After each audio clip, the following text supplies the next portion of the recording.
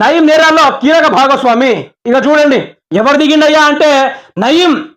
నయీం ఎవరో తెలుసు కదా, రాష్ట్రంలో ఉన్న ప్రతి ఒక్క నాయకుడు ఎవరైనా తన డబ్బు కావాలని ఒక ల్యాండ్ మీద కన్నేస్తే అది దక్కకుంటే మాత్రం రేపు ఆ మనిషి భూమి మీద లేకుండా చేసే మనిషి నయీము. అటువంటి నయీం అనుచరుడు ఇటువంటి దందా నడిపిండు. మరి దాన్ని ప్రోత్సహించుకుంటూ వచ్చింది రేవంత్ రెడ్డి. రేవంత్ రెడ్డి అన్నదమ్ములు. రాష్ట్ర ప్రజలలో ఒకటే గుర్తుపెట్టుకోండి, రాష్ట్రంలో మహిళల పైన రేపు ఇది మన చెల్లెలకు జరగవచ్చు, మన అక్కలకు జరగవచ్చు, మన తల్లుల పైన జరగవచ్చు.